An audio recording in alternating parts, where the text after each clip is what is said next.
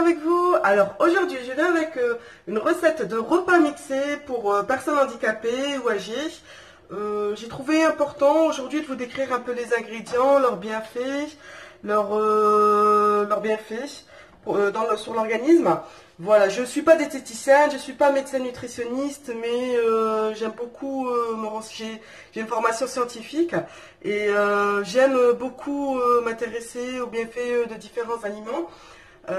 Voilà, quoi dire d'autre? Moi, je vais vous expliquer un petit peu. Je vais vous présenter des repas qui sont faciles à faire et rapides. Parce que je pense que quand on s'occupe d'une personne handicapée, il y a beaucoup de travail. Parce que moi-même, j'ai une fille qui est polyhandicapée. Voilà, donc petite parenthèse. Voilà, passons. Alors, aujourd'hui, je vais vous présenter la courge butternut. Je vais vous mettre une photo parce que la mienne, elle a été coupée pour notre recette. Voilà. Alors, la courge butternut, elle est riche en caroténoïdes, pardon. Donc, elle a des propriétés antioxydantes. Voilà, ça c'est très très bon pour la santé, pour le renouvellement cellulaire. Voilà, c'est riche en fibres. Le fait que ça soit riche en fibres, ça facilite le transit. S'il vous plaît, s'il vous plaît, s'il vous plaît, les gens qui s'occupent de personnes handicapées, favorisez tous les légumes. Vraiment, tous les légumes. Moi, je fais rentrer les légumes, je mélange tout. Je mélange tout parce que déjà, la diététicienne va vous dire oui, mais votre enfant, il faut lui présenter chaque ingrédient et lui faire goûter, lui dire ce que c'est. J'ai déjà essayé, mais ça prend beaucoup de temps.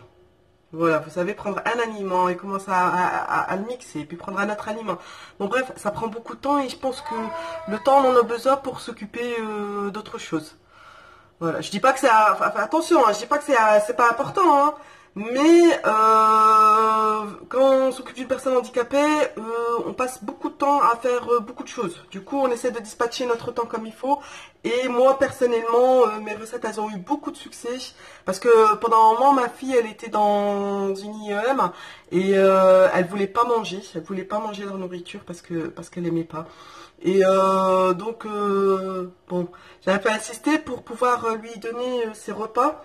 Parce qu'elle mangeait pas et déjà qu'elle n'était pas très très grosse, du coup c'était inquiétant pour moi et je leur ai proposé de fournir moi-même le repas. J'ai fourni le repas et ils étaient vraiment surpris par les différents goûts, par les différentes saveurs. C'est ça qui m'a donné l'idée de partager mes recettes avec toutes les personnes qui s'occupent de personnes handicapées ou âgées.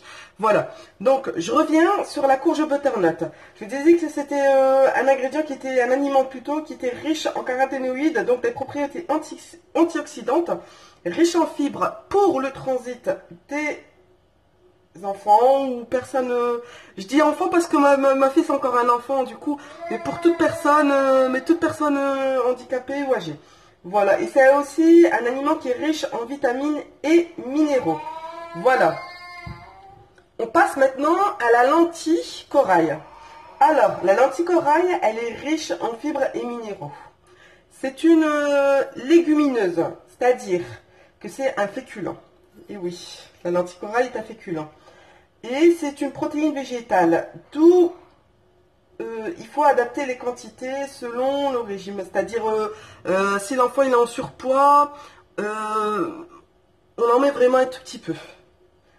Voilà, par contre, si il en amaigrissement, là, vous pouvez mettre une bonne quantité. J'en mets pas beaucoup, parce que ma fille, elle n'en est pas spécialement fan. Mais bon, j'en mets quand même parce que c'est un aliment qui est riche en fer également. Voilà, et pourquoi j'ai pris la lentille corail? Parce que c'est une lentille qui est débarrassée de la membrane, de sa membrane. Vous savez, on enlève la membrane, donc les flatulences, les gaz qui peuvent avoir les enfants à cause des lentilles, parce que les autres lentilles, les lentilles vertes ou les autres lentilles, elles sont pas débarrassées des membranes, donc ça provoque des flatulences, des gaz au niveau des intestins, et moi j'ai pas besoin de ça. Voilà. Voilà, passons aux pâtes. Les pâtes, bien sûr, pour les féculents. J'aime bien utiliser les pâtes parce que même lorsqu'on mixe le repas, on a une belle texture. On a une belle texture, c'est un bon liant. De toute façon, vous verrez à la fin de la vidéo le résultat de la texture et comment dire, le repas mixé à la fin aura une belle texture, une belle tenue. Vous allez voir. Voilà, regardez toute la vidéo surtout. Voilà. Alors, bien sûr, on utilise un peu de sel pour ceux qui peuvent. Le curcuma. Le curcuma, j'aime beaucoup aussi le curcuma. Pourquoi? Parce que c'est un anti-inflammatoire, un antioxydant. Quoi dire d'autre? Bon, ce qui se passe, c'est que le curcuma, comme le curcuma et les lentilles corail, on ne met pas, je mets pas ça en début de cuisson pour éviter de perdre les vitamines et les fibres qui sont présents dans ces deux ingrédients-là. Le curcuma, j'en mets une demi-cuillère à café. Parce que c'est un aliment qui est bon pour la santé. Bien sûr, c'est pas parce que c'est bon pour la santé qu'il faut en mettre des tonnes. Une demi-cuillère à café, c'est suffisant, c'est très très bien. Voilà. Ensuite, j'ai pris de la viande hachée de bœuf. Il faut varier une fois le poisson, une fois le poulet, une fois le bœuf. On essaie de varier au maximum, bien sûr, pour qu'ils aient différents goûts dans la bouche. Voilà. Et j'utilise également de l'huile de colza. J'aime bien l'huile de colza parce que c'est une huile avec un goût un bon goût. Et je la mets vraiment une fois que j'ai fini de cuisiner mon plat. Hors du feu, j'attends quelques minutes que mon plat refroidisse un petit peu et ensuite je mets de l'huile de colza. Pourquoi j'utilise l'huile de colza? Parce que c'est une huile qui est riche en oméga 3, qui est très bonne pour la santé, mais faites attention de ne pas la mettre en début de cuisson parce que sinon elle va perdre tout le bénéfice de l'huile de colza, vous l'aurez perdu. Donc, du coup, hors du feu, on ajoute l'huile de colza. Bien sûr, pour les enfants qui sont en surpoids, on limite. On limite les pâtes, on limite la lentille corail et on limite aussi l'huile de colza. Voilà. Et j'en viens à mon eau. J'aime bien utiliser de l'eau de bouteille. Moi, personnellement, j'habite en France. Du coup, je prends l'eau cristalline. Parce que je trouve que je fais pas de pub pour eux, hein. Je suis pas payée, Moi j'aime bien l'eau cristalline parce qu'elle a un goût qui est neutre à la cuisson.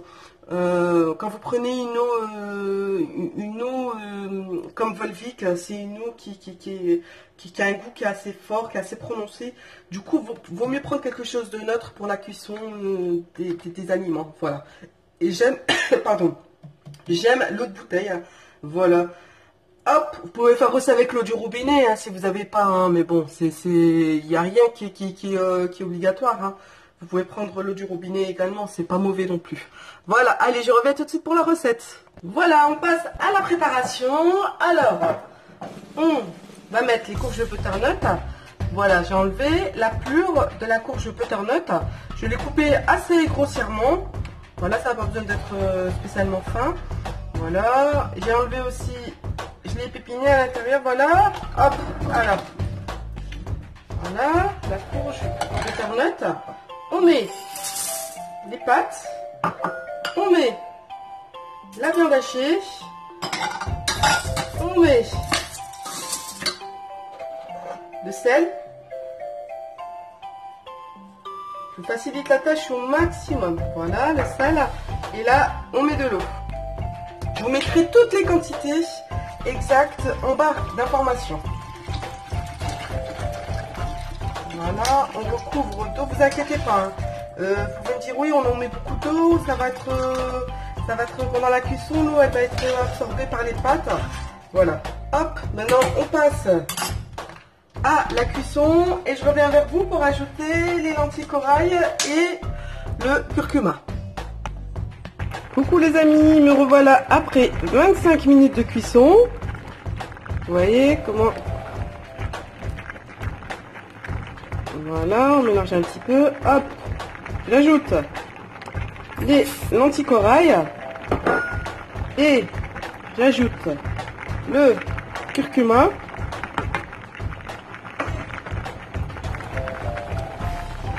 On mélange et on attend à peu près entre 10 et 15 minutes. De toute manière, je vous ferai montrer la texture exacte à obtenir avant d'éteindre le feu. Voilà, allez, à tout de suite. Coucou les amis, me revoilà. Alors, après 12 minutes de cuisson exactement, regardez la texture qu'on a. Voilà.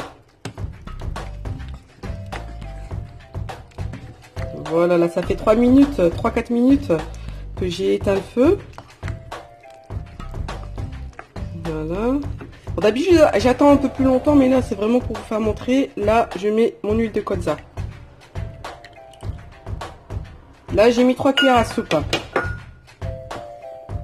Comme je vous ai déjà dit, vous utilisez l'huile que vous souhaitez. Moi je prends l'huile de colza parce que c'est l'huile que ma fille supporte le mieux. Vous pouvez mettre de l'huile d'olive, l'huile de noix, l'huile de noisette, ce que vous voulez. Voilà. Une huile de tournesol. Hein.